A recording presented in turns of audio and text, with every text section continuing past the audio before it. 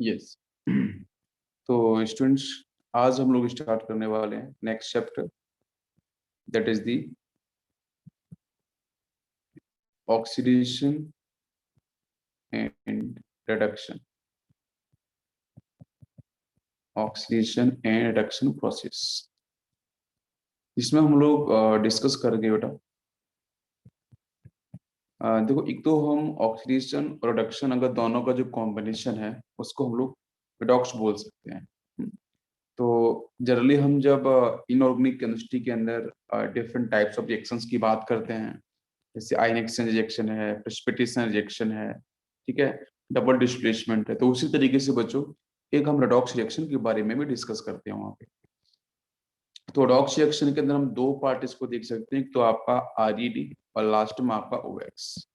ठीक है, तो आरईडी जो लिखा वर्ड, इसका मतलब यहाँ से हम रिडक्शन पार्ट को हम समझ सकते हैं, और जो ओएक्स पार्ट लिखा है इससे हम लोग यहाँ पे ऑक्सीडेशन पार्ट को समझ सकते हैं।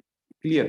तो जो भी आपका रेडॉक्स रिएक्शन है, उस रेडॉक्स रिएक्शन के अंदर आपको दो रिएक्शन जनरली देखने को मिलेंगी। एक तो आपको रिडक्शन रिएक्शन देखने को मिलेगी, और सेकंड आपको देखने को मिलेगी ऑक्सीडेशन रिएक्शन। तो इस आपकी रिडक्शन रिएक्शन क्या है, ऑक्सीडेशन रिएक्शन क्या है, इसके बारे में हम लोग काफी डेप्थ में पढ़ने वाले हैं। ठीक है, तो पहले तो मैं कुछ पॉइंट आपको देखो डिस्कस कर देता हूँ कि एक्चुअली ऑक्सीडेशन रिएक्शन जो टर्म है वो हम किस केमिकल रिएक्शन के लिए यूज करते हैं। ठीक है, तो जनरली हम कोई भी केमिकल रिएक्शन, जैसे मैं यहाँ पे एक्सप्लेन करूंगा आपको कि जैसे बच्चों मैंने लिखा कि भाई ए से बी का कन्वर्जन, ध्यान देना, ए से बी का कन्वर्जन, ये कोई जनरल केमिकल रिएक्शन मैंने यहाँ पे लिखी है। ठीक है, अब इस केमिकल रिएक्शन के अंदर अगर ये रिएक्शन आयन एक्सचेंज के थ्रू हो रही है, या मैं बोलूं कि ये रिएक्शंस आपकी आयोनिक रिएक्शंस है, हम कोवलेंट और आयोनिक को डिस्कस करने वाले हैं यहाँ पे। अगर ये रिएक्शन आयोनिक रिएक्शंस है, तो वैसे तो जनरली आपको कोई भी केमिकल रिएक्शंस होती है तो उसके अंदर जो भी आपको सेट्स ऑफ केमिकल सब्सटेंस दिए जाएंगे, ठीक है, तो उनका इंटर कन्वर्जन है, जैसे ए का बी में कन्वर्ट होना, या फिर मैं बोलूं कि यहाँ से बी का फर्दर ए में कन्वर्ट होना। तो बेसिकली क्या है कि बेटा अगर यहाँ पे ए रिएक्टेंट है तो बी आपका प्रोडक्ट है, तो ए का बी में इंटर कन्वर्ट चेंज होना। ठीक है, जो बी एटम्स हैं अगर वो रिएक्टेंट है तो फिर बी का आपके ए में कन्वर्ट होना। तो बेसिक क्या है कि जो भी आपको यहाँ पे जो सेट्स ऑफ केमिकल्स आपको दे रखे हैं उनका इंटर कन्वर्जन है ना, उसी को हम लोग बोलते हैं बेसिक केमिकल रिएक्शन। अब इस इंटर कन्वर्जन प्रोसेस के अंदर हम देखते हैं कि मूवमेंट किसका होता है। तो बेटा जो बेसिक जो मूवमेंट है वो इलेक्ट्रॉन्स का ही होगा, इसका मूवमेंट होगा। हम स्टडी करते हैं इलेक्ट्रॉन्स के साथ। ठीक है भाई, हम एटम को डिस्कस करते हैं, लेकिन एटम के साथ जो मेन इंपॉर्टेंट पार्ट है दैट इज इलेक्ट्रॉन्स। तो एक्चुअली जो मोशन है, जो मूवमेंट है, वो इलेक्ट्रॉन्स का ही होता है। क्यों? क्योंकि जब कोई भी रिएक्टेंट आपको दिया जाएगा तो उस रिएक्टेंट के अंदर आपके जो ओल्ड बॉन्ड होंगे वो केमिकल बॉन्ड होंगे, वो ब्रेक होंगे। अब जब केमिकल बॉन्ड ब्रेक होंगे तो उसमें जो इलेक्ट्रॉन्स हैं, तो इलेक्ट्रॉन्स की तो शिफ्टिंग देखने को मिलेगी। भाई कोई बॉन्ड टूटना है या फिर कोई नया बॉन्ड का फॉर्मेशन हो रहा है, तो वहां पे हो क्या रहा है कि जब बॉन्ड आपका ब्रेक हो रहा है, ओल्ड बॉन्ड कुछ न्यू बॉन्ड्स का फॉर्मेशन हो रहा है, तो बेसिक इलेक्ट्रॉन्स क्या हो रहे हैं, इलेक्ट्रॉन्स का ही मूवमेंट हो रहा है। ठीक है, तो रिएक्टेंट साइड से आपका बॉन्ड ब्रेक हो रहा है, प्रोडक्ट साइड कुछ न्यू बॉन्ड्स बन रहे हैं, तो जनरली यहाँ पे इलेक्ट्रॉन्स के मूवमेंट को ही हम लोग देखते हैं। बिल्कुल बात समझ में आ रही है? yes. अब यहाँ पे जो कॉन्सेप्ट है आपके इलेक्ट्रॉन ट्रांसफर का, वो हम बेसिक समझते हैं आयोनिक सब्सटेंस को लेके। अगर कोई भी रिएक्शंस आयोनिक रिएक्शंस होती है ना, तो वहां पे आपको गिवन एलिमेंट से या फिर गिवन स्पीसीज से आपके कैटाइन का फॉर्मेशन होना, या फिर गिवन स्पीसीज से आपके एनआयन का फॉर्मेशन होना। अगर कैटाइन का फॉर्मेशन होगा तो वहां पे कहीं ना कहीं इलेक्ट्रॉन्स के रिलीज होंगे, और एनआयन का फॉर्मेशन होगा तो इलेक्ट्रॉन्स कहीं ना कहीं गेन होगा। तो बेसिक पार्ट क्या है कि आयोनिक रिएक्शंस के अंदर हमें प्रॉपर दिखता है कि कहाँ पे इलेक्ट्रॉन्स रिलीज हो रहे हैं, कहाँ पे इलेक्ट्रॉन्स गेन हो रहे हैं। ठीक है, बट आपके जो जनरली हम बात करते हैं कि जो आपकी कोवलेंट रिएक्शंस हैं, ठीक है, तो कोवलेंट रिएक्शंस के अंदर इलेक्ट्रॉन्स का मूवमेंट एक्चुअली नहीं दिखता है। ठीक है, तो जब मैं डिस्कस करूंगा कोवलेंट रिएक्शंस में, तो कोवलेंट रिएक्शंस को एक्सप्लेन करूंगा कि इलेक्ट्रॉन्स का मूवमेंट यहाँ पे कैसे हो रहा है, तो उसको मैं टेक्निकली में जो वर्ड यूज करूंगा, दिस इज द ऑक्सीडेशन, और सेकंड वर्ड इज रिडक्शन। तो जो आपकी कोवलेंट जो रिएक्शंस हैं, उन कोवलेंट रिएक्शंस में एक्चुअली इलेक्ट्रॉन्स का मूवमेंट क्लियर नहीं दिखता जैसे आयनिक के अंदर दिखता है। तो वहां पे हम लोग उस टर्म को, इलेक्ट्रॉन्स के मूवमेंट को डिफाइन करते हैं with the help of technical word आपका है that is reduction and second word is oxidation. एक बात मैं फिर से रिपीट करता हूँ कि जहां पे आपका रिडक्शन होगा वहां पे ऑक्सीडेशन भी होगा। तो ऑक्सीडेशन और रिडक्शन साथ साथ होते हैं, मतलब ऑक्सीडेशन होगा तो रिडक्शन होगा, रिडक्शन होगा तो ऑक्सीडेशन होगा। ये दोनों प्रोसेस आपके एक साथ ही चलते हैं। तो अब हम बात करते हैं इसके बेसिक कॉन्सेप्ट की तरफ। तो एक छोटी सी डेफिनेशन उसके एक बार हम देख लेते हैं है क्या। तो यहाँ पे हम लेते हैं बच्चों ऑक्सीडेशन स्टेट, या फिर इसे हम बोल सकते हैं ऑक्सीडेशन नंबर। ध्यान दो यहाँ पे, बिल्कुल आसान है। तो ऑक्सीडेशन स्टेट क्या है, ऑक्सीडेशन नंबर क्या है? तो मैं बच्चों बोलूंगा कि इट इज ए हाइपोथेटिकल, मैं कुछ की पॉइंट आपको लिखाऊंगा, ठीक है। तो this is basically the hypothetical or real change on an atom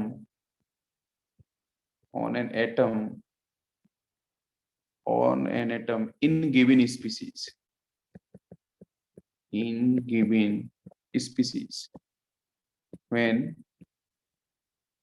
when all the bonds associate with this atom are considered ionic, then oxidation number of an atom is always an integer or zero, but never be fractional, value. Clear? तो finally हम बोल सकते हैं however average oxidation number of an element may be fractional, zero और negative. मैं फिर से repeat कर रहा हूं कि अगर एवरेज ऑक्सीडेशन नंबर की बात करी जाएगी तो वो आपका फ्रैक्शनल भी हो सकता है, आपका जीरो भी हो सकता है, मैं एवरेज की बात कर रहा हूँ, या फिर आपका नेगेटिव भी हो सकता है, या फिर आपके पॉजिटिव भी आपको देखने को मिलेगा। मैं फिर से रिपीट करूं, एक बार देख लेते हैं क्या डेफिनेशन में ऑक्सीजन स्टेट के बारे में।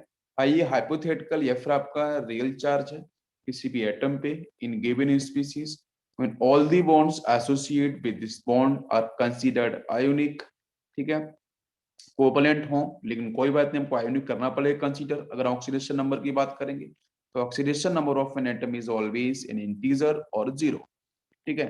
तो इंटीजर की बात करते हैं तो वहां पे आप समझ रहे हो कि पॉजिटिव वैल्यू भी डिफाइन हो सकती है, नेगेटिव वैल्यू भी डिफाइन हो सकती है, ठीक है। बट एक बात ध्यान रखनी है कि यहाँ पे ये जो वैल्यू आपकी होगी वो फ्रैक्शनल नहीं होगी। अगर मैं सिंगल एटम की बात करूं तो उस एटम के पास पॉजिटिव चार्ज भी हो सकता है, नेगेटिव चार्ज भी डिफाइन हो सकता है। जैसे मैं बात करूं सोडियम, तो सोडियम इलेक्ट्रॉन्स को निकालेगा तो सोडियम प्लस में जाएगा, प्लस 1 चार्ज आ गया। क्लोरीन इलेक्ट्रॉन्स को एक्सेप्ट किया तो Cl माइनस में जाएगा, नेगेटिव चार्ज आ गया। मैं Cl सिर्फ मैं बात करूं like hydrogen atom, like helium atom, तो हीलियम के साथ बात करोगे तो वो तो ऑलरेडी स्टेबल है, तो ना तो इलेक्ट्रॉन्स लेगा ना ही देगा, तो उसका तो आपका जीरो ऑक्सीडेशन नंबर। तो मैं जनरली कह रहा हूँ कि कोई भी गिवन अगर एलिमेंट्स अगर एटॉमिक फेज में डिफाइन किया जा रहा है तो उस केस में आपका ऑक्सीडेशन नंबर आपका पॉजिटिव इंटीजर हो सकता है, नेगेटिव इंटीजर हो सकता है, जीरो हो सकता है, बट फ्रैक्शनल नहीं होगा। लेकिन अगर मैं उसी एटम को उठा के कोई कंपाउंड को फॉर्मेशन दे दूं और उस कंपाउंड में वही एटम अगर एक से अधिक बार प्रेजेंट होगा तो उस केस में वहां पे निकालेंगे एवरेज ऑक्सीडेशन नंबर, और उसकी वैल्यू आपकी फ्रैक्शनल भी हो सकती है, जीरो भी हो सकती है, पॉजिटिव भी हो सकती है, नेगेटिव भी हो सकती है। ये आपको बिल्कुल क्लियर समझ में आया कौन सा एटम का जो होगा ऑक्सीडेशन फ्रैक्शनल क्यों नहीं होता है। नेक्स्ट पॉइंट डिस्कस करते हैं। यस, नेक्स्ट पॉइंट है आपका कुछ इंपॉर्टेंट रूल्स हम लोग यहाँ पे देखने वाले हैं। यस, कुछ important guidelines to determine oxidation number.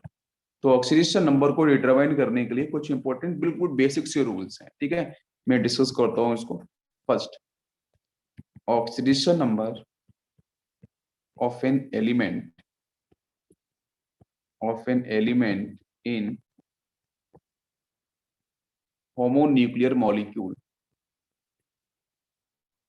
Homonuclear molecule is zero. जैसे एग्जांपल से समझने की कोशिश करेंगे।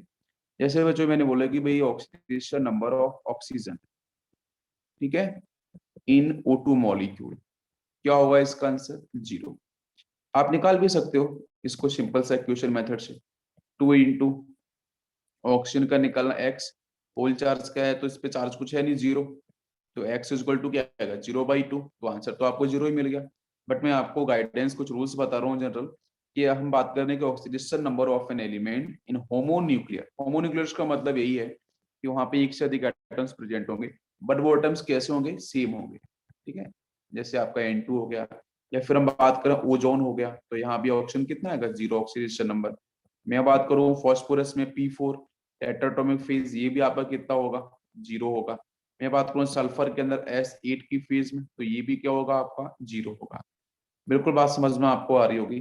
तो जो भी आपके होमोन्यूक्लियस मॉलिक्यूल्स होते हैं, उसमें जो भी एटम आपका रेस्पेक्टिव प्रेजेंट होगा, उसका ऑक्सीडेशन हमेशा क्या होगा? जीरो। और भी ले सकते हैं, जैसे कार्बन के अंदर ले लिया हमने, कार्बन C60 ले लिया, तो यहाँ भी कार्बन ऑक्सीडेशन नंबर क्या हो जाएगा? जीरो हो जाएगा। आप डायरेक्ट इसे लिख सकते हो, ये बेसिक सा रूल है। अब हम बात करते हैं rule second. Second rule, second rule में हम बात करने वाले हैं sum of oxidation number of all the elements, all the elements is equal to total actual change on the species, on the species। एक बार एग्जांपल से हम समझेंगे, ठीक है, आपको बिल्कुल समझ में आएगा। मैंने यहाँ पे लिखा कि sum of oxidation number of all the elements is equal to total actual change, ठीक है, ऑन दी स्पीसीज। जैसे मैं एग्जांपल ले, मैंने यहाँ पे कार्बन डाइऑक्साइड, एक ये मॉलिक्यूल है। अब इस मॉलिक्यूल के अंदर मैं पूछ रहा हूँ कार्बन, बट अब देखो ये हाइड्रोटॉमिक मॉलिक्यूल्स है जिसमें आपकी कार्बन एटम है और ऑक्सीजन एटम से मिक्सअप हुआ, होमोन्यूक्लियर तो नहीं है, ठीक है। तो इस केस में अगर मैं कार्बन का पूछूंगा तो कैसे निकालना है आपको? बिल्कुल, तो मैं आपको लिखने का तरीका क्या होगा कि भाई oxidation number of carbon plus, मैंने बोला ना सम वर्ड यूज किया एडिशन, तो आप ऐसे लिखोगे ना कि oxidation number of carbon plus 2 आपके एटम क्या है? ऑक्सीजन के हैं, तो 2 into oxidation number of oxygen atom और whole is equal to zero. देखो जिसपे कोई चार्ज नहीं है, अगर चार्ज होता ना तो फिर अपन यहाँ पे जीरो नहीं, यहाँ पे आपको जो चार्ज प्लस माइनस दे रखा हो तो उसको लिखते। अगर मैं ऐसे ही बात करूँ, आप निकाल सकते हो आसान से, अभी रूल्स में बताऊंगा, ठीक है। तो कार्बन कितना हो जाएगा x, बाकी ऑक्सीजन का बेटा जनरली क्या होता है? -2 की स्टेट में होता है, तो 2 into -2 is equal to zero. तो ये तो -4 उधर जाएगा तो +4, तो x इज इक्वल टू क्या आ गया? +4 आ गया, ठीक है। इसी तरीके से अगर मैं बोलूँ आपसे सल्फेट को लेके कि SO4 -2 आपको दे रखा है, तो कैसे लिखना होगा आपको? तो देखो क्या होगा कि भाई oxidation number of sulphur plus 4 atoms हैं ऑक्सीजन के, तो 4 into oxidation number of oxygen is equal to आपका -2। तो देखो कैसे लिखें इसको? सल्फर का निकालना है तो x लिख लिया मैंने, प्लस ऑक्सीजन की बात करिए तो 4 इंटू -2 इज इक्वल टू -2, जो होल चार्ज है ये -8 हो जाएगा, और उधर जाएगा तो +8 -2 करेंगे तो x की वैल्यू कितनी आ जाएगी? आपकी +6 निकल के आ जाएगी। बिल्कुल बात समझ में आ रही है? यस। अब बात करते हैं rules number third. Third rule, following elements always show a constant oxidation number in compounds.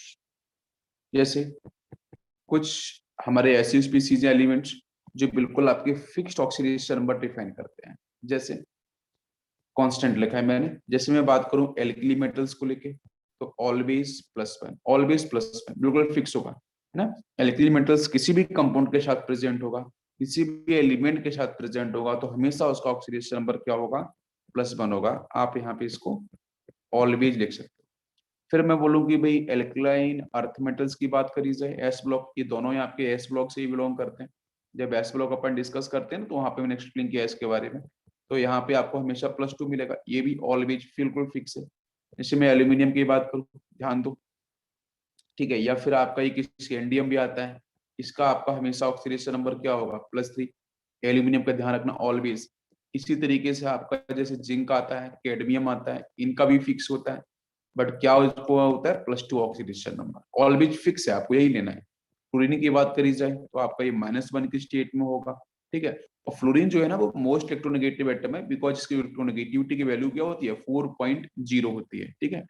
तो ये थोड़ा ध्यान रखना है, आपके एल्यूमिनियम हो गया, स्कैंडियम हो गया, जिंक, कैडमियम, इन सब की ऑक्सीडेशन नंबर क्या होती है, बिल्कुल फिक्स होती है, ये आपको ध्यान रखना है। नेक्स्ट अपन बात करते हैं रूल नंबर 4। फोर्थ रूल की बात करी जाए तो इसमें हम लेते हैं ऑक्सीडेशन नंबर ऑफ हाइड्रोजन, ठीक है, इन compounds is usually +1 except in hydrides where it is -1। it is -1। देखते हैं इसको। तो लिखा है मैंने कि भाई जो हाइड्रोजन है उसका जो ऑक्सीडेशन नंबर है किसी भी कंपाउंड के अंदर जनरली +1 की स्टेट में होता है। भाई जो +1 की स्टेट की अगर मैं बात करूं तो ये कब मिलेगा, जब हाइड्रोजन एटम के साथ अगर कोई डायरेक्टली जो अटैच्ड एटम है, अगर वो आपका नॉन मेटल हो, या फिर मैं बोलूं कि जो एटम अटैच है उसकी इलेक्ट्रोनेगेटिविटी हाइड्रोजन से अधिक हो, आप इसको ऐसे भी समझ सकते हो। तो उस केस में हाइड्रोजन अपने +1 ऑक्सीडेशन नंबर को शो करेगा, ठीक है। दूसरी बात मैं करता हूँ यहीं पे कि हाइड्रोजन से अटैच आपका जो भी एक एलिमेंट है या जो भी आपका एटम है, अगर उसकी इलेक्ट्रोनेगेटिविटी, ठीक है, अगर हाइड्रोजन से कम हो जाती है, या फिर मैं आपसे बोलूं कि उसकी इलेक्ट्रोपॉजिटिविटी की भी आप बात कर सकते हो, ठीक है, कि यहाँ पे अगर मैंने सपोज को एक ऐसा एलिमेंट लगाया जो इलेक्ट्रोपॉजिटिव इन नेचर है, और हाइड्रोजन की जो इलेक्ट्रोपॉजिटिविटी है और इस एलिमेंट की इलेक्ट्रोपॉजिटिविटी कहीं कहीं ना कहीं हाइड्रोजन से अधिक हो जाती है, तो उस केस में ये एलिमेंट तो पॉजिटिव चार्ज होल्ड करेगा और हाइड्रोजन के पास -चार्ज डेवलप हो जाएगा। तब आपका हाइड्रोजन क्या होगा, नेगेटिव के साथ डिफाइन। तो बेसिक टर्म क्या है, when hydrogen attached with non metals always carry +1 charge because electronegativity उसकी कम हो जाएगी। When hydrogen attached with any metal, जिस मेटल की इलेक्ट्रोपॉजिटिविटी अधिक है हाइड्रोजन से, तो उस केस में जनरली आपके एस ब्लॉक के एलिमेंट्स होते हैं, तो उस केस में आपका जो हाइड्रोजन है वो आपका -चार्ज को होल्ड करेगा। जैसे एग्जांपल देखते हैं कुछ जो पॉपुलर एग्जांपल है। यस, जैसे मैंने यहाँ पे लिया आपका अमोनिया, ध्यान दो, when nitrogen is attached with hydrogen, तो भाई नेट इलेक्ट्रोनेगेटिविटी तो वैसे आपकी अधिक होती है, पाई बैलेंस क्लोन पेयर हो जाएगा, 3 इलेक्ट्रॉन्स बॉन्ड पेयर में चले जाएंगे। तो देखो नाइट्रोजन की जो इलेक्ट्रोनेगेटिविटी है वो हाइड्रोजन से कहीं ना कहीं क्या है, अधिक है। तो यहाँ पे जो हाइड्रोजन प्रेजेंट होगा वो अनडाउटेडली यहाँ पे इनका ऑक्सीडेशन नंबर क्या होगा, +1 की स्टेट में ही डिफाइन होगा। जैसे और भी बहुत सारे एग्जांपल, जैसे H2SO4, ठीक है, और आप ले सकते हो सपोज HNO3, ठीक है। नेक्स्ट है आपका H3PO4, next is H2C2O4 oxalic, next हम बात कर सकते हैं H2S। ऐसे बहुत सारे कंपाउंड्स हैं जहां पे इलेक्ट्रोनेगेटिविटी आपकी अधिक है, या फिर आपका हाइड्रोजन से अटैच एटम आपका क्या होना चाहिए, नॉन मेटल होना चाहिए पी ब्लॉक से, तो उस केस में ऑक्सीडेशन नंबर क्या होगा, +1 फिक्स होगा। लेकिन बट मैं अगर यहीं पे बात करूं कुछ अदर स्पीसीज, जैसे आपका सोडियम के साथ हाइड्रोजन आ, तो इस केस में देखो सोडियम का तो फिक्स ऑलवेज +1 ही होगा, हाइड्रोजन का x होगा, equal to whole charge is 0, तो x इक्वल टू आपका -1। देखा अपना हाइड्रोजन कितना ऑक्सीडेशन नंबर है आपका, -1, ठीक है। मतलब कहीं ना कहीं सोडियम की जो इलेक्ट्रोपॉजिटिविटी है वो आपके हाइड्रोजन के कंपैरिजन में क्या हो रही है, अधिक हो रही है ना, तो इसलिए आपका यहाँ पे प्लस नेगेटिव चार्ज आएगा। जैसे मैं और एग्जांपल बोलूं, जैसे आपका lithium aluminium hydride, very popular, इसको LH बोलते हैं, ठीक है, रिड्यूसिंग एजेंट, यहाँ भी आपको -1 मिले। मैं अगर बात करूँ कैल्शियम हाइड्राइड के बारे में, तो यहाँ भी आपका हाइड्रोजन का ऑक्सीडेशन नंबर -1 मिलेगा, ठीक है। इस तरीके से हम और भी एग्जांपल, जैसे आपका सपोज कैल्शियम हाइड्राइड हो गया, मैं सिंपल सा बोलता हूँ कि अगर आपके एस ब्लॉक के एलिमेंट जनरली होते हैं, एस ब्लॉक के एलिमेंट्स, ठीक है, या फिर मैं बोलूँ कि आपकी इलेक्ट्रोपॉजिटिव अगर एलिमेंट्स होते हैं, ठीक है, जिनकी इलेक्ट्रोपॉजिटिविटी अगर आपके हाइड्रोजन से अधिक होगी, तो उस केस में हाइड्रोजन पे चार्ज क्या आएगा आपका, -1 चार्ज डेवलप होगा, ठीक है। ये कुछ कॉमन एग्जाम्पल समझ में। अब बात करते हैं हम लोग नेक्स्ट रूल नंबर 5। फिफ्थ पे बात करते हैं आपकी ऑक्सीजन का ऑक्सीडेशन नंबर के ऊपर। तो oxidation number of oxygen its compound is usually -2। ये जो -2 लिखा है ना, ये रिप्रेजेंट करता है ऑक्साइड्स। अगर किसी भी कंपाउंड में ऑक्सीजन का ऑक्सीडेशन -2 आता है, मतलब वो ऑक्साइड की फेज में है। लेकिन ये एक दो कुछ एक्सेप्शंस हैं, यहाँ पे कुछ आपके एक्स्ट्रा पॉइंट्स हैं, तो मैं लिखता हूँ accept in following case, following cases. जैसे परोक्साइड के बारे में अगर बात करी जाए, तो जो आपके परोक्साइड होते हैं, ठीक है, तो परोक्साइड्स के अंदर जो ऑक्सीजन होगा उसका ऑक्सीडेशन नंबर, जैसे एग्जांपल ले लेते हैं H2O2 हो गया, या फिर आपका Ne2O2 हो गया, ठीक है।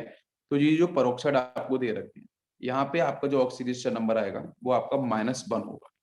ऑक्सीजन का यहाँ भी कितना होगा, -1 होगा। आप बना के देख सकते हो। यहाँ पे हाइड्रोजन, हाइड्रोजन के बाद ऑक्सीजन देन हाइड्रोजन। भाई हाइड्रोजन पे चार्ज कितना आएगा, +1, इलेक्ट्रोपॉजिटिव है, इसके पास भी +1। इस +1 का उल्टा आएगा तो ऑक्सीजन पे कितना आएगा, -1। इस +1 का उल्टा यहाँ पे कितना आएगा, -1। मेरी बात समझ रहे हो? तो यहाँ पे बेसिकली अगर किसी भी कंपाउंड के साथ ये ऑक्सीजन इस तरीके से अटैच हो जाए कि भाई जहाँ पे ऑक्सीजन ऑक्सीजन -1 इस तरीके से आपको लिंकेज मिलती है, इसको अपन बोलते हैं परोक्सी लिंकेज। क्या बोलते हैं, this is the peroxy linkage, ठीक। तो ये आपका परोक्साइड है बेसिक। तो परोक्साइड, हाँ, तो परोक्साइड के साथ ऑक्सीडेशन नंबर क्या होगा, ऑक्सीजन का हमेशा -1 होगा। अगर यहाँ पे मैं बात करता हूँ सुपर ऑक्साइड के साथ, ध्यान दो, सुपर ऑक्साइड, सुपर ऑक्साइड के साथ बात करते हैं, तो जैसे आपका एल्कली मेटल्स आपके फॉर्म करते हैं, KO2 हो गया, ठीक है। तो KO2 में अगर हम ऑक्सीडेशन नंबर निकालें ऑक्सीजन का, तो कितना आएगा भाई, पोटेशियम का तो फिक्स है आपका +1, देन ऑक्सीजन का 2 × x होल चार्ज इज 0, तो ये तो 2x हो जाएगा। इधर आपका +1 का उधर जाएगा तो आपका -1 हो जाएगा। तो x की वैल्यू क्या हो जाएगी, -1/2। तो अगर ऑक्सीजन का ऑक्सीडेशन नंबर किसी भी कंपाउंड्स में अगर -1/2 आता है, तो उसको अपन बोलते हैं सुपर ऑक्साइड फॉर्म, ठीक है।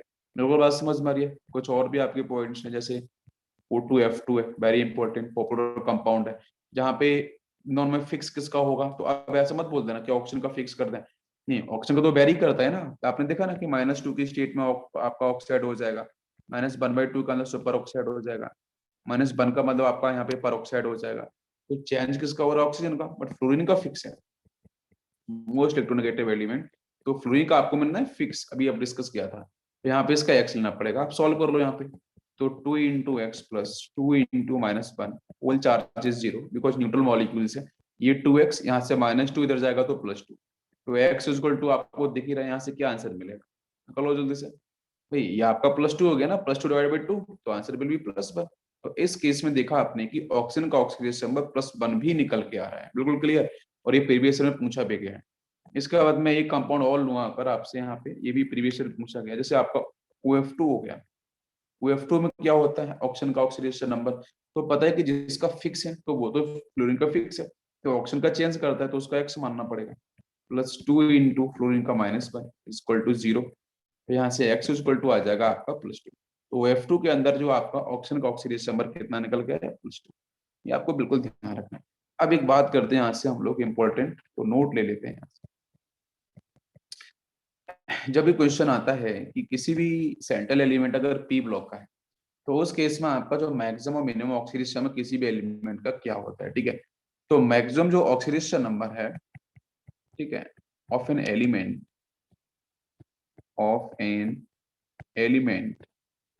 कैन बी +8, ठीक है। +8 से अधिक आपको जनरली नहीं मिलती है। +8 आपको मैक्सिमम ऑक्सीडेशन नंबर किसी भी एलिमेंट की किसी भी कंपाउंड में आपकी डिफाइन हो सकती है, ठीक है, पहला पॉइंट। सेकंड पॉइंट की बात करते हैं कि जरा यहाँ पे रेंज निकाली जाए कि भाई किसी भी एलिमेंट्स के लिए आपकी रेंज क्या होगी, ऑक्सीडेशन नंबर की मिनिमम वैल्यू क्या होगी, मैक्सिमम वैल्यू क्या होगी। तो ध्यान दो, तो अगर आपको किसी भी एलिमेंट की मैक्सिमम ऑक्सीडेशन नंबर अगर आपको निकालनी है, तो करना पड़ेगा आपको ग्रुप नंबर -8। बिल्कुल बात समझ में आ रही है? यस।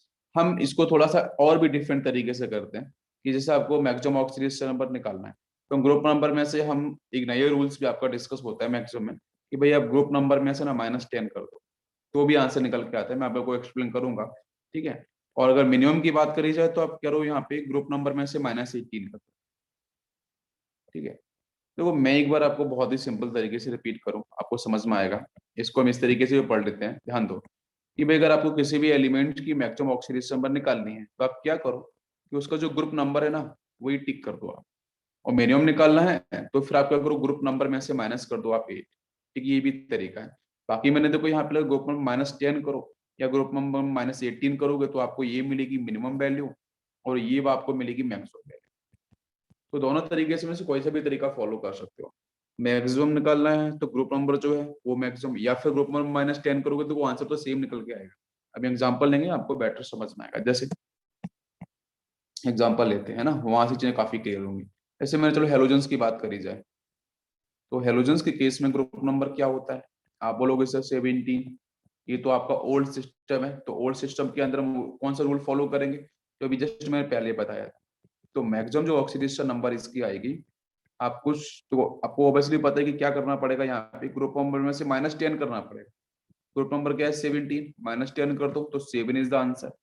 लेकिन अगर मैं न्यू मेथड से बात करूं, जो हम इलेक्ट्रॉन जब पीरियोडिक टेबल देखते हैं ना तो उसमें +7 भी मिलता है आपको, आपको 7 भी लिखा मिलता है। तो आप ग्रुप नंबर अगर सीधा भी फॉलो करते हो तो भी तो आपको प्लस यहाँ से 7 आपको देखने को मिल जाएगा।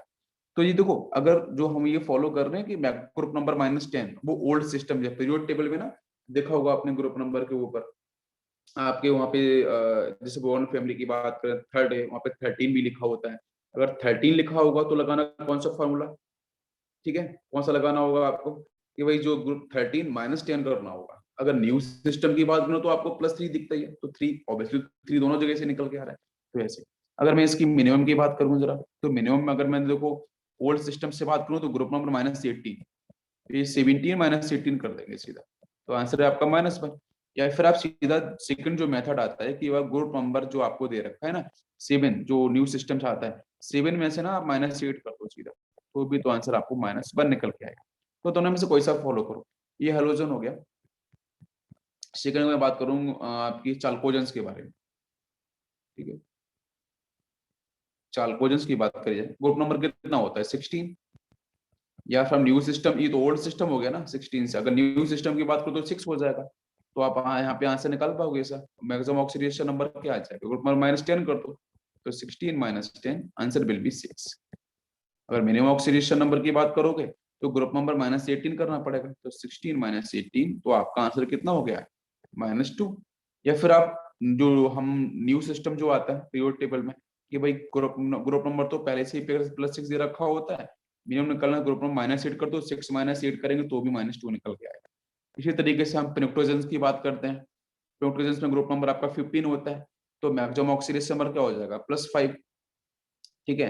भाई 15 -10 करेंगे ना तो सीधा आपको +5 मिल जाएगा। मिनिमम क्या होगा, 15 -18 करेंगे तो -3 आ जाएगा।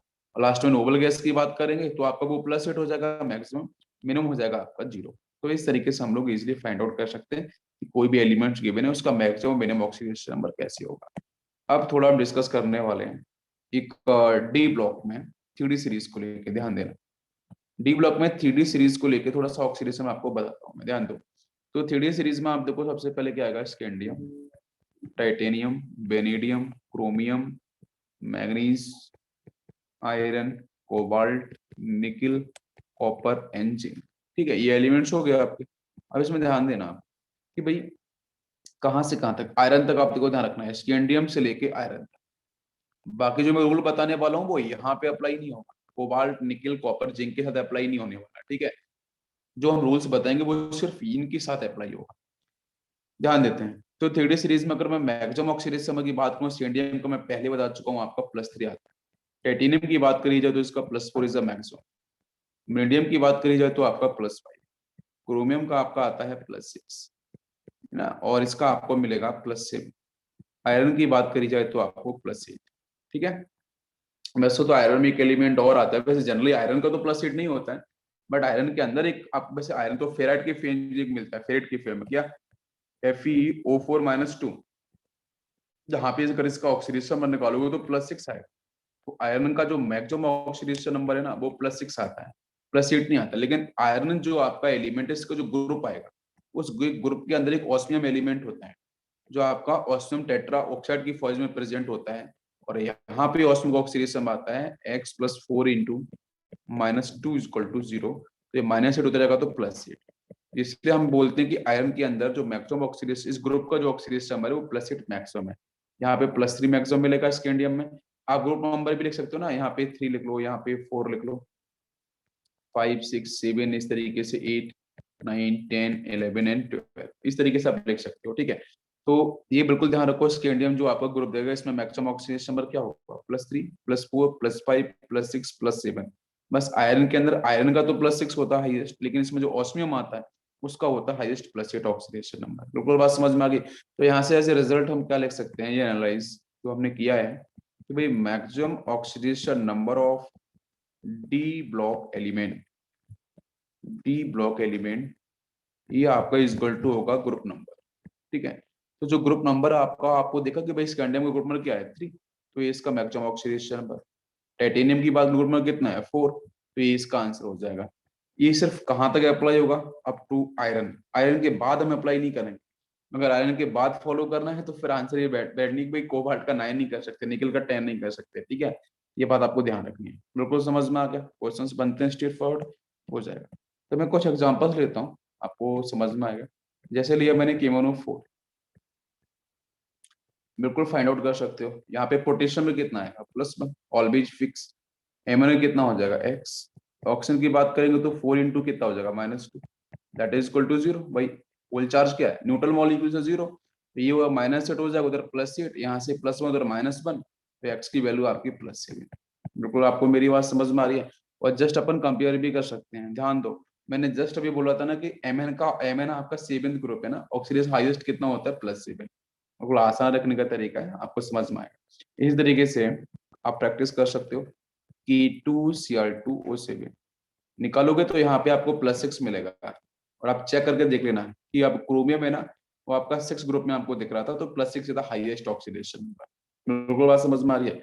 जैसे कुछ स्पेसिफिक कंपाउंड्स हैं, जैसे मैं आपसे बात करूं H2C2O4, ठीक है, यहाँ पे कार्बन का ऑक्सीडेशन नंबर क्या होगा, तो आप फॉलो कर सकते हो कैसे, 2 into hydrogen, hydrogen is attached with, hydrogen तो आप किससे अटैच होगा बताओ, ऑक्सीजन से अटैच होगा ना, OH बॉन्ड बनेंगे, तो वो तो आपका पता है कि +1 चार्ज होने वाला है। तो यहाँ से 2 इंटू 2 इंटू 1 लिख सकते हैं सीधा for the hydrogen, plus carbon का क्या हो जाएगा 2 इंटू एक्स, प्लस ऑक्सीजन का 4 इंटू -2 इज इक्वल टू 0।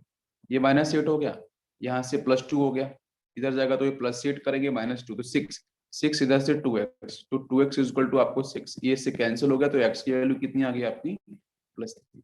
तो यहाँ पे कार्बन का ऑक्सीडेशन नंबर क्या है +3। तो मैं तो एक बात बोलता हूँ कि किसी भी गिवन कंपाउंड के अंदर अगर मैक्सिमम ऑक्सीडेशन नंबर की बात करें तो वो आपको पता है ग्रुप नंबर आने वाली, लेकिन ग्रुप नंबर से अधिक अगर किसी भी कंपाउंड के अंदर सेंट्रल एलिमेंट का ऑक्सीडेशन नंबर निकल के आता है तो वो क्या एक्सप्लेन करता है, वो बच्चों बताता है कि वहां पे परऑक्सी लिंकेज प्रेजेंट है या परऑक्साइड बॉन्ड प्रेजेंट। जैसे बताऊंगा मैं कार्बोज एसिड के बारे में, या परक्रोमेट ब्लू CrO5 ये डिस्कस करूंगा मैं अभी आपको। तो वहां पे जो राइट आंसर होगा ना वो मैक्सिमम ऑक्सीडेशन नंबर ही होगा। अगर मैक्सिमम से अधिक, जैसे मैं बोलूँ कि भाई किसी भी कंपाउंड्स के अंदर सपोज आपकी कार्बन का ऑक्सीडेशन नंबर +8 आ गया, तो ये गलत आंसर होगा। इसका सही आंसर क्या होगा आपका +4 ही होगा, हाईएस्ट ऑक्सीडेशन नंबर। लेकिन +8 कुछ बताएगा आपको, क्या बताएगा आपको, टिक तो +4 करना है, +8 टिक नहीं करना है। लेकिन +8 कुछ बताएगा कि यहाँ पे जो गिवन कंपाउंड होगा कार्बन के साथ उसके पास क्या प्रेजेंट होगा, परऑक्सी लिंकेज। परऑक्सी लिंकेज मतलब ऑक्सीजन -1 तो मैंने बोला था ऑप्शन इस तरीके से -1 की स्टेट में आपको देखने को मिलेगा। ये बात आपको बिल्कुल ध्यान रखनी है। कुछ और भी हम कंपाउंड्स ले लेते हैं, जैसे स्पेसिफिक है Fe3O4, प्रीवियस में पूछा गया है आपका। ये आपका अगर आपको निकालो तो कितना आएगा आयरन का, 3 इंटू एक्स प्लस 4 इंटू कितना होगा -2 इक्वल टू 0, ये -8, तो 3x इक्वल टू आ गया आपका 8, तो x की वैल्यू आ जाएगी आपकी 8/3। देखो आपको फ्रैक्शनल में ऑक्सीडेशन में मिल गया, this is fractional value right. आप इसको प्रूव भी कर सकते हो, this is actually average, this is actually average oxidation number. कैसे, यहाँ पे 3 आयरन है ना, तो अब देखो मैं इसका इंडिविजुअल कैसे निकालता हूँ। Fe3O4 एग्जिस्ट करता है FeO, प्लीज इसको आपको मेमोराइज करना है, ध्यान रखना है। FeO के अंदर प्लस एग्जिस्ट करता है Fe2O3 के अंदर, ये दो फेज में करता है एग्जिस्ट। तो यहाँ पे आप आयरन का निकालोगे तो ऑक्सीजन का -2 हो गया, तो आयरन का ऑटोमेटिक +2 हो जाएगा। यहाँ पे आयरन का आप निकालेंगे तो कितना आएगा, आप निकाल सकते हो ना इस तरीके से, 2 इंटू एक्स प्लस 3 इंटू -2 तो -6 इज इक्वल टू 0। इधर जाएगा तो +6 हो जाएगा, +6 डिवाइड बाई 2 करेंगे तो +3 इज द आंसर। ठीक है, तो एक कंपाउंड में FeO में आयरन का 2 आया, Fe3O4 में +3 आया, जरा अपन ऐड करते हैं एवरेज, +2 एंड +3 एंड फिर से +3, भाई दो आयरन है ना, और डिवाइड भी कितना करेंगे अपन 3, तो 3 और 3 कितना हो गया 6, 6 और 2 कितना हो गया 8, तो 8 डिवाइड बाई 3, क्या आपको आंसर मिला? बिल्कुल, आप चेक करके देखो। तो ऐसे आ सकता है कि Fe3O4 के अंदर ये जो इंडिविजुअल जो 3 आयरन है उनका इंडिविजुअल ऑक्सीडेशन नंबर क्या होगा, तो फिर आपको टिक करना है कि भाई +2, +3, +3। ठीक है, बाकी एवरेज पूछेगा तो आप सीधा निकाल सकते हो इक्वेशन मेथड से, या फिर आप इस तरीके से भी एवरेज को डिफाइन कर सकते हो, जो जनरली हम एवरेज को फॉलो करते हैं। नेक्स्ट अपन बात करते हैं, जैसे लिया मैंने, बहुत पॉपुलर है कि 4FeCN6, ठीक है, जिसको अपन ने कोऑर्डिनेशन कंपाउंड में डिस्कस किया है।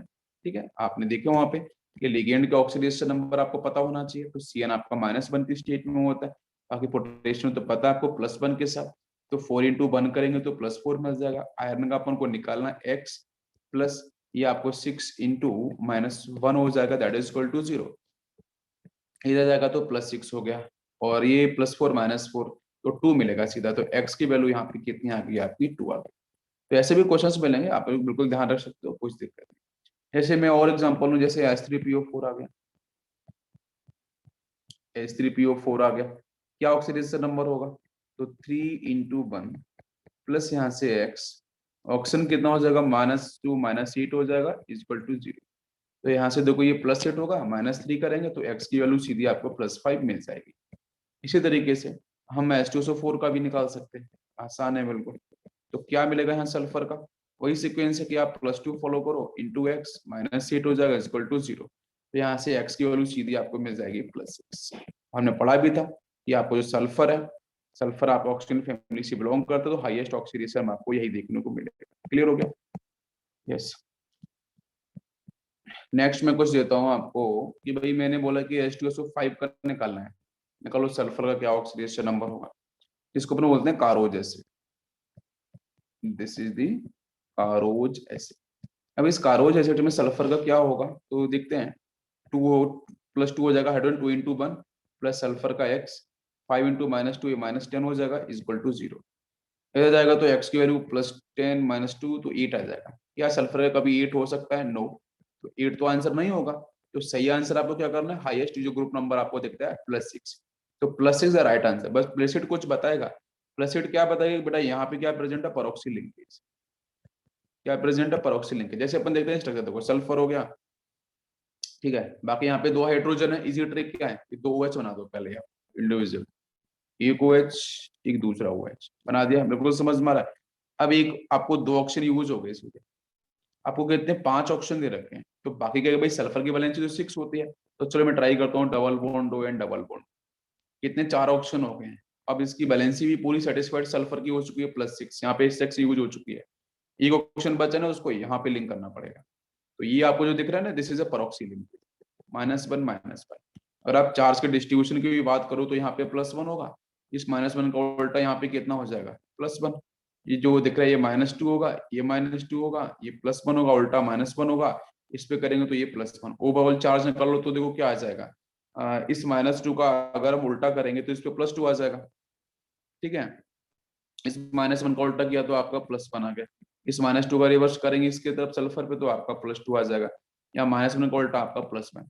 ओवरऑल ऐड करते हैं तो आपको +6 मिल जाएगा। क्या आपको मेरी बात समझ में आ रही है? तो इस तरीके से आपको समझ में आना चाहिए कि अगर हाईएस्ट ऑक्सीडेशन नंबर अगर आपका ग्रुप नंबर से अधिक आ रहा है किसी भी सेंट्रल एलिमेंट को लेके, तो वहाँ पे कौन सा बॉन्ड प्रेजेंट होगा, परऑक्सी लिंकेज प्रेजेंट होगा, जो आपने यहाँ पे देखा। तो इस तरीके से क्वेश्चन आप डायरेक्ट भी सॉल्व करो या फिर स्ट्रक्चर बना के भी आप सॉल्व कर सकते हो। इसमें Marshall acid is another example, जैसे लिया मैंने H2SO8, इसको अपन बोलते हैं मार्शल्स एसिड, मार्शल्स एसिड। तो मार्शल्स एसिड में आप ध्यान दो ऑक्सीडेशन नंबर क्या कितना आएगा, तो वही 2 इंटू 1 प्लस 2 इंटू एक्स, ठीक है, बाकी आपको दिख रहा है 8 इंटू -2 इक्वल टू 0, ये -6 +16 -2 आपका कितना हो जाएगा, ये 14, तो 2x इक्वल टू आपका 14, 2 से कैंसिल, तो x की वैल्यू आ गई आपकी +7, तो +7 तो हो ही नहीं सकता, हाईएस्ट तो सल्फर का +6 ही होता है, तो ये इसका आंसर ना होके इसका जो सही आंसर होगा वो +6 हो। और ये भी पता चलेगा कि यहाँ पे कौन सी बॉन्ड प्रेजेंट होगी, परऑक्सी लिंकेज प्रेजेंट होगी, ठीक है। तो इसका जो स्ट्रक्चर है आप एक बार ड्रॉ करो, बिल्कुल आसान सा स्ट्रक्चर, ठीक है। चलो इसके बाद हम बात करते हैं जैसे कुछ और भी कंपाउंड्स हैं, बाकी हम एग्जांपल्स लेंगे बाद में, और आप इनको बिल्कुल आप इसी तरीके से फॉलो कर सकते हो। जैसे कुछ और भी स्पेसिफिक एग्जांपल लेता हूं मैं, जैसे मैंने लिया है AS2S3, निकालो यहाँ पे क्या होगा, नहीं पता आर्सेनिक का, नहीं पता है सल्फर का, तो सिंपल आयोनाइज करा दो आप। अगर इसे हम आयोनाइज कराएंगे तो यहाँ से क्या मिलेगा भाई, एस पे चार्ज इसका उल्टा, ये 3 दिख रहा है ना, ये 2 दिख रहा है ना, क्रॉस कर रहा है, तो ये जो आर्सेनिक दिख रहा है ना, इस पे चार्ज क्या हम डिफाइन कर सकते हैं, +3, सल्फर पे क्या हो जाएगा -2। हम सिंपल तरीके से सॉल्व कर सकते हैं। आपको मेरी बात समझ में आ रही है, क्लियर। तो ऐसे अगर मैं एक एग्जांपल और लूं डायरेक्ट, तो क्रॉस दिख रहा है ना, उसी का मल्टीप्लाई कर दो, सीधा आंसर बन जाएगा।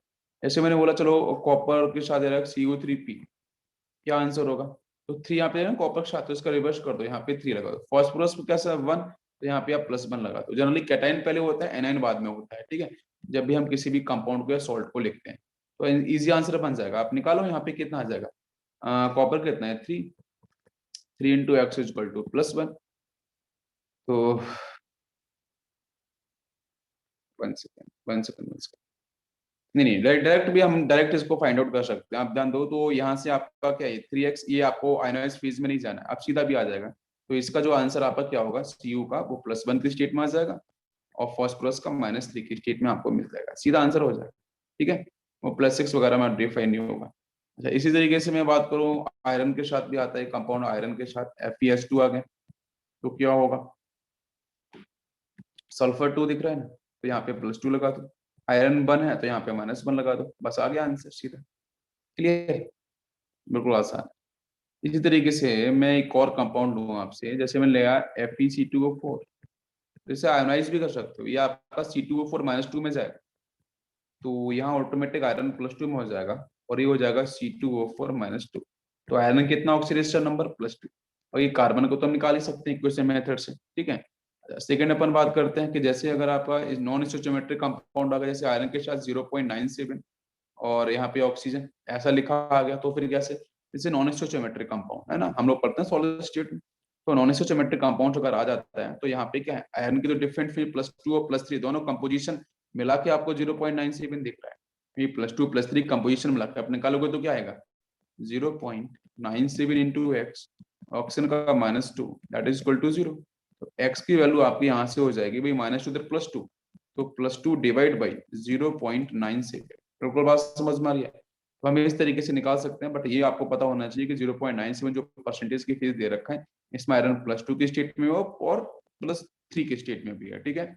यस, अब हम बात करते हैं यहाँ पे next point, that is the reduction and oxidation, reduction and oxidation, ठीक है। तो देखो ऑक्सीडेशन का एक्चुअली मीनिंग क्या है, और रिडक्शन का एक्चुअल मीनिंग क्या है, तो रिडक्शन का एक्चुअल मीनिंग क्या है, मैं फर्स्ट बताऊं आपको ओल्ड मेथड से। यस, गेनिंग ऑफ इलेक्ट्रॉन, या फिर मैं बोल सकता हूँ सेकेंड, कि जो ऑक्सीडेशन स्टेट है, फिर जो ऑक्सीडेशन नंबर है उसमें डिक्रीज है ना, और ऑक्सीडेशन नंबर हमेशा हम पॉजिटिव के साथ ही रिप्रेजेंट करते हैं, आपको पता है प्लस भी हो सकती है माइनस भी हो सकती है, लेकिन आपको डिक्रीमेंट दिखाई देगा। तो ऑक्सीडेशन नंबर में अगर आपका डिक्रीमेंट आता है, या फिर बोल लूं कि इलेक्ट्रॉन्स गेन किया जा रहा है, तो वहां पे 100% आपको रिडक्शन देखने को मिलेगा, ठीक है। एग्जांपल समझते हैं, Cl2 के साथ में इलेक्ट्रॉन्स को ऐड कर दिया, तो क्या बना 2Cl माइनस, आप चेक करो यहाँ पे 0 ऑक्सीडेशन नंबर, यहाँ पे कितना आएगा, ये होमोन्यूक्लियर है ना आपका, और यहाँ पे -1, तो 0 से -1 डिक्रीज हुआ, तो आपका रिडक्शन हो गया। इलेक्ट्रॉन्स ऐड भी हो रहे हैं, ऑक्सीडेशन में डिक्रीज भी हो रहा है, तो हम सीधा बोल सकते हैं रिडक्शन। बाकी ऑक्सीडेशन को जरा समझे, तो ऑक्सीडेशन में देखो बिल्कुल आसान है कि भाई कोई भी एलिमेंट्स है, अगर वो इलेक्ट्रॉन्स को, या कोई भी स्पीसीज है, अगर इलेक्ट्रॉन्स को वो रिलीज कर रही है, ठीक है, लूज कर रही है, तो वहां पे 100% ऑक्सीडेशन ही होगा। आप मेरी बात को समझो, ठीक है। ये हम लोग जो बात करें वो मॉडर्न, जो आपकी अभी जो न्यू जो इलेक्ट्रॉनिक मेथड है, हम उस पर बात कर रहे हैं। क्लासिकल कॉन्सेप्ट तो रिडक्शन का आपको पता है, ऑक्सीडेशन का भी पता है। क्लासिकल कॉन्सेप्ट क्या होता है ऑक्सीडेशन का, addition of oxygen is called oxidation. If addition of more electronegative atom is called oxidation. फिर दूसरा बोलते हैं कि removal of hydrogen, if removal of less electronegative या फिर मोर इलेक्ट्रोपॉजिटिव एलिमेंट, ऐसे बोल दो तो भी ऑक्सीडेशन होगा।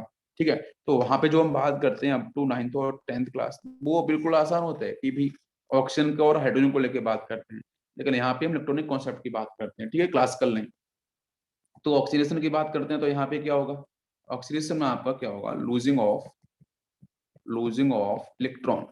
जैसे सोडियम ने 1 इलेक्ट्रॉन को रिलीज किया तो सोडियम +1 में चला गया और 1 इलेक्ट्रॉन आपको यहाँ पे मिल गया। इसी तरीके से मैं इसको सेकंड तरीके से बोलूँ तो बेटा increase in oxidation number, oxidation number में बढ़ना। देखो यहाँ पे क्या है, 0 है, यहाँ पे क्या आ गया +1, तो 0 यहाँ पे +1, इंक्रीज हुआ ना ऑक्सीडेशन नंबर, बिल्कुल। तो ये आपका हो गया यहाँ पे ऑक्सीडेशन। रिडक्शन प्लस ऑक्सीडेशन दोनों को मिला दें, अगर किसी रिएक्शन में हो रहा है तो उसको दोनों को मिला के हम लोग बोलते हैं डॉक्स। तो डॉक्स रिएक्शन क्या हुई, यहाँ पे ऑक्सीडेशन भी देखने को मिले और जहाँ पे रिडक्शन भी आपको देखने को मिले। बिल्कुल बात समझ में आ गई। नेक्स्ट अपन बात करते हैं ऑक्सीडाइजिंग एजेंट के बारे में, ध्यान देते हैं। ऑक्सीडाइजिंग एजेंट, ऑक्सीडाइजिंग एजेंट को हम लोग ऑक्सीडेंट बोलते हैं। बहुत सारे क्वेश्चंस में ऑक्सीडेंट लिखा होता है तो वहां पे थोड़ा कंफ्यूजन होता है। ऑक्सीडेंट का मतलब ही क्या है, ऑक्सीडाइजिंग एजेंट। मैं तो इसको सिंपल बोलूं, the substance which oxidise other in self get reduce. ठीक है, तो अदर एलिमेंट्स या अदर कंपाउंड्स को तो क्या करते हैं, ऑक्सीडाइज करते हैं, बट सेल्फ क्या होते हैं, रिड्यूस होते हैं, सेल्फ रिड्यूस। तो दूसरे के साथ कैसे बिहेवियर कर रहा है ना, उसी तरीके से नाम पड़ेगा। तो दूसरे को तो ऑक्सीडाइज कर रहा है ना, तो दैट्स व्हाई वो क्या होंगे, ऑक्सीडाइजिंग एजेंट। अगर मैं यहीं पे सेकंड अगर मैं बात करूं रिड्यूसिंग एजेंट को लेकर, तो वो भी आपको समझ में आएगा ना, उसको अपन बोलेंगे रिडक्टेंट। ठीक है, रिडक्टेंट। जैसे तो इसमें क्या डेफिनेशन हो जाएगी आप समझ सकते हो। यहाँ पे क्या होगा कि भाई अदर भाई नाम है ना रिड्यूसिंग है, तो दूसरे क्या करेगा, अदर एलिमेंट्स अदर स्पीसीज को रिड्यूस करेगा, और सेल्फ क्या होगा, ऑक्सीडाइज। खुद तो ऑक्सीडाइज होगा लेकिन दूसरे को रिड्यूस करेगा, बस ये सिंपल सा है। तो दूसरे के लिए कैसे वर्क करेगा, वही इसकी डेफिनेशन, वही इसके नाम आपको डिफाइन किया जाएगा। बिल्कुल बात समझ में आ रही है। ऐसे कुछ इंपॉर्टेंट ऑक्सीडाइजिंग एजेंट है, हम लोग पढ़ चुके हैं पहले भी बहुत बार। जैसे आपके केमोनोफोर हो गया, परमैंगनेट, या फिर आपका Cr2O7 K2Cr2O7, या फिर आपका HNO3 हो गया। ठीक है, नेक्स्ट आपका H2SO4, नेक्स्ट आपका ओजोन, वेरी इंपॉर्टेंट। ठीक है, ये कुछ कॉमन ऑक्सीडाइजिंग एजेंट है, ऑक्सीडेंट्स हैं जो मैंने यहाँ पे आपको एक्सप्लेन किया। कुछ कॉमन रिड्यूसिंग एजेंट्स भी आते हैं, जैसे आपका यहाँ पे हो गया लाइक हाइड्रोजन आयोडाइड हो गया, HI हो गया, आपका PH3 हो गया, नेक्स्ट वन इज H2C2O4 हो गया, या फिर आपका मेथेन CH4 हो गया, कार्बन हो गया, कोक यूज करते हैं, CO मोनोऑक्साइड हो गया, या फिर आपका N2H4 हाइड्रोजन वाला सेक्शन भी हो गया। ठीक है, ये कुछ हैं। या फिर आपके जनरली मेटल्स होते हैं, ध्यान दो, या फिर हमने इलेक्ट्रोकेमिकल सीरीज पढ़ी है ना, बस वही ध्यान रखना। तो जनरली आपके जो मेटल्स होते हैं, मेटल्स में सोडियम हो गया, एल्यूमिनियम हो गया, जिंक हो गया। ठीक है, तो ये कुछ आपके जनरली जो मेटल्स होते हैं वो भी आपके रिड्यूसिंग एजेंट को ही शो करते हैं, बिकॉज वो ऑक्सीडेशन को नेचुरली सपोर्ट करते हैं। खुद तो ऑक्सीडाइज होते हैं लेकिन दूसरे को रिड्यूस करते हैं। बिल्कुल बात समझ में आ रही है। यस, इलेक्ट्रोकेमिकल सीरीज में आपने बहुत सही ढंग से समझा भी होगा कि किस तरीके से वहां पे हम चीजों को सॉल्व करते हैं। बिल्कुल बात समझ में आ गई। yes. अब हम बात करते हैं टाइप्स ऑफ रेडॉक्स रिएक्शन। तो नेक्स्ट हेडिंग लेते हैं, टाइप्स ऑफ रेडॉक्स रिएक्शन। तो टाइप्स की अगर बच्चों बात करें तो फर्स्ट वन इज इंट्रामोलिकुलर, ये इंटरमोलिकुलर बोल सकते हैं फर्स्ट हम, इंटर मॉलिक्यूलर रेडॉक्स। तो इंटरमॉलिक्यूलर रेडॉक्स में क्या होता है कि एक एलिमेंट एक का इस ऑक्सीडेशन, एक का रिडक्शन इंडिविजुअल। जैसे एग्जांपल लेता हूं, ध्यान दो, KMnO4 प्लस H2C2O4 बनाया मैंने रिएक्शंस में, तो क्या बना, यहाँ से CO2 गैस बना दी मैंने और प्लस यहाँ से मैंने Mn+2। ध्यान देना, मैंने एसिडिक मीडियम को फॉलो किया है। हम लोग ऑलरेडी पढ़ चुके हैं कि एसिडिक मीडियम के अंदर आपका जो KMnO4 है वो Mn आपका Mn+2 में चला जाएगा। H2C2O4 C2O4-2 जो ऑक्सीडेट वाला सेक्शन है वो कन्वर्ट हमेशा CO2 में होता है, ये आपको पता है। तो अब देखो इस केस में यहाँ पे ऑक्सीडेशन नंबर कितना आएगा, आप निकालना +3, यहाँ पे कितना है +4, तो ये क्या हुआ है ऑक्सीडेशन। और यहाँ पे कितना आता है KMnO4 में हाईएस्ट +7, यहाँ पे तो आपको +2 दिख रही है, तो वो +7 से +2 ये डिक्रीज, मतलब यहाँ पे रिडक्शन, यहाँ पे ऑक्सीडेशन। पूरी बात समझ में रही है। तो मैं स्पेसिफाई करता हूँ कि ये रिएक्शंस क्यों इंटरमॉलिक्यूलर है, बिकॉज एक ये कंपाउंड है, एक ये कंपाउंड, टू डिफरेंट कंपाउंड है। एक कंपाउंड का ऑक्सीडेशन हो रहा है भाई, एक कंपाउंड में एमएन का ऑक्सीडेशन हो रहा है, एमएन का रिडक्शन हो रहा है, और यहाँ पे H2CO4 में कार्बन का आपका ऑक्सीडेशन हो रहा है। तो एक का ऑक्सीडेशन एक का रिडक्शन, मतलब इंडिविजुअल, तो उसको अपन बोलते हैं इंटरमॉलिक्यूलर। बिल्कुल आसान सा है, समझ में आया। टू डिफरेंट होना चाहिए बस। तो उसमें से एक का ऑक्सीडेशन एक का रिडक्शन, ये हो गया आपका इंटर। नेक्स्ट अपन बात करते हैं, second one is intramolecular. Intramolecular, तो इंट्रामॉलिक्यूलर में क्या होता है, बिल्कुल ये समझना ध्यान से कि इसमें कंपाउंड तो सिर्फ एक ही होता है। जैसे मैंने लिया KClO3, इसको हीट कर दिया, वेरी पॉपुलर रिएक्शन, तो यहाँ से बनता है KCl प्लस, निकलता है ऑक्सीजन गैस। तो कंपाउंड तो एक ही है। उसी कंपाउंड में क्या होगा भाई, ये जो क्लोरीन दिख रहा है ना, यहाँ पे कितना ऑक्सीडेशन इसका आता है, +5 आता है, आप निकालना एक बार। और यहाँ पे क्लोरीन क्या है, -1 की स्टेट में। पूरे प्रोसेस को समझना। यहाँ पे ऑक्सीजन की बात करोगे तो कितना मिलेगा आपको, 0 मिलेगा। मैं क्या बोल रहा हूँ, बात को समझना। यहाँ पे ऑक्सीजन क्या आपको दिख रहा है, -2 की स्टेट में। पोटेशियम का चेंज नहीं होने वाला, वो तो ऑलवेज +1 है, इसका भी ऑलवेज +1 है। तो जिसका चेंज नहीं उसको छोड़ दो। मतलब मैं क्या करूं, इंट्रामॉलिक्यूलर में कंपाउंड एक होगा। इंट्रामॉलिक्यूलर में कंपाउंड 2 या 3 नहीं होंगे, यहाँ पे कंपाउंड सिर्फ एक होगा। और उसी कंपाउंड में 2 डिफरेंट एलिमेंट्स होंगे, एक का ऑक्सीडेशन एक का रिडक्शन। तो इस KClO3 के अंदर केस में जो क्लोरीन है उसका क्या हुआ है, +5 से -1 आपका रिडक्शन हो गया है। ऑक्सीजन का -2 से 0, ये आपका यहाँ से ऑक्सीडेशन। कंपाउंड एक होगा, उसी कंपाउंड में 2 डिफरेंट एलिमेंट होंगे, एक का ऑक्सीडेशन एक का reduction, is called intramolecular. Next we will move disproportionation, is very important. Third category आपको है ये आपका है डिस्प्रोपोर्शनेशन। तो डिस्प्रोपोर्शनेशन रिएक्शन की बात करें तो बिल्कुल आसान से इसके अंदर भी, इसमें हम क्या करते हैं कि एक एलिमेंट होगा, same element from same oxidation state from same reactant undergoes oxidation as reduction. मतलब इसमें क्या होगा कि भाई एक कंपाउंड से रखा होगा, उसमें एक आपका एलिमेंट होगा, और उसी इंडिविजुअल एलिमेंट का क्या होगा, ऑक्सीडेशन, और उसी इंडिविजुअल एलिमेंट का क्या होगा, आपका रिडक्शन। तो इन दोनों को हम क्या बोलेंगे भाई, एक सेम एलिमेंट का ही होना चाहिए। जैसे एग्जांपल समझ में आ गया, इसमें लगा P4 प्लस एल्कलाइन मीडियम ले लिया, प्लस इसको मैंने यहाँ पे वाटर मॉलिक्यूल्स का इसका लिक्विड फेज ले लिया, तो यहाँ से आपको मिल जाता है H2PO2-1। और सेकंड आपको पता है फॉस्फोरस, तो फॉस्फिन गैस PS3 भी मिलेगी। तो PS3 में ऑलवेज -3 ऑक्सीडेशन, गैस की फेज में बाहर जाएगा। और यहाँ पे फॉस्फोरस का ऑक्सीडेशन नंबर कितना आएगा, आप ध्यान दो, तो ये +1 आएगा। यहाँ फॉस्फोरस क्या है, 0, तो 0 से +1 हो गया, मतलब ऑक्सीडेशन। 0 से -3 में गया तो रिडक्शन। एलिमेंट्स तो एक ही हुआ ना, तो उसी एलिमेंट्स में देखो, ये कंपाउंड है, उसमें से एक ही एलिमेंट है फॉस्फोरस, उसी का ऑक्सीडेशन उसी का reduction is called disproportionation. This is also called auto redox reaction. Next लेते हैं एग्जांपल, बहुत बेहतरीन, आपको समझ में आ रहा होगा, बढ़िया। Br2 के साथ अगर मैंने चलो अल्काइल मीडियम फिर से ले लिया, अल्काइल मीडियम, और हीट कर दे, तो फिर यहाँ से बनता है Br- और प्लस बनेगा आपका BrO3-1। निकालो ऑक्सीडेशन नंबर, -1, यहाँ पे आपका +5 आएगा, यहाँ से आपका 0 है, तो 0 से -1 डिक्रीज रिडक्शन, 0 से +5 ऑक्सीडेशन। तो एलिमेंट्स तो बच्चों यहाँ पे वही ब्रोमीन है, उसी का ऑक्सीडेशन उसी का reduction is called auto redox reaction. ये पहचानने को आते हैं, आप बिल्कुल सही ढंग से कर सकते हो। एक क्वेश्चन में प्रीवियस ईयर का आपको बताता हूँ, यहाँ पे समझ में आएगा। जैसे चलो मैंने लिया आपका है H3PO3, इसको मैंने सिंपल हीट किया, हीटिंग इफेक्ट है, तो इसका ऑक्सीडेशन नंबर क्या है, +3। तो देखो +3 क्या है, इन बिटवीन ऑक्सीडेशन नंबर है, ठीक है। भाई आपका फॉस्फोरस कहाँ से बिलोंग करता है, नाइट्रोजन फैमिली से, तो highest oxidation number is +5, minimum oxidation number is -3। तो इनके बीच में इंटरमीडिएट ऑक्सीडेशन नंबर है, इन बिटवीन आ रहा है। तो यहाँ पे हीटिंग इफेक्ट में क्या होता है, ये आपका हीटिंग इफेक्ट है। इसका लॉजिक मैंने डिस्कस किया है इनऑर्गेनिक मैकेनिज्म के लेक्चर, अगर आप देखना यूट्यूब पे सर्च करना मिल जाएंगे मेरे। तो एक बार +3 से ऑक्सीडेशन होगा, +3 अगर इसका ऑक्सीडेशन होगा तो वो चला जाएगा H3PO4, तो यहाँ पे ऑक्सीडेशन में +5। तो एक तो ऑक्सीडाइजिंग प्रोडक्ट बनेगा, ये ऑक्सीडेशन, और एक बनेगा प्रोड्यूसिंग प्रोडक्ट, वो होगा PS3, जहाँ पे ऑक्सीडेशन नंबर मिनिमम इज -3। तो देखो ये -3 मिल गया, यहाँ पे आपका रिडक्शन। तो this is also a auto redox reaction. बिल्कुल बात समझ में आ रही है, कोई कंफ्यूजन नहीं यहाँ पे। यस, एक रिएक्शन और होती है कि भाई अगर आपका रिएक्शन डिस्प्रोपोर्शनेशन हो रहा है, तो डिस्प्रोपोर्शनेशन का उल्टा अगर प्रोसेस हो जाए, कि यहां से अगर इधर शिफ्ट हो जाए, तो डिस्प्रोपोर्शनेशन के उल्टे प्रोसेस को हम बोलते हैं com proportionation reaction, COMPROPOR, com proportionation reaction. अगर कभी आ जाए तो आपको ध्यान रखना है, ठीक है। अब इसके बाद चलते हैं लास्ट कॉन्सेप्ट की तरफ, तो वो बच्चों का आपका बैलेंसिंग,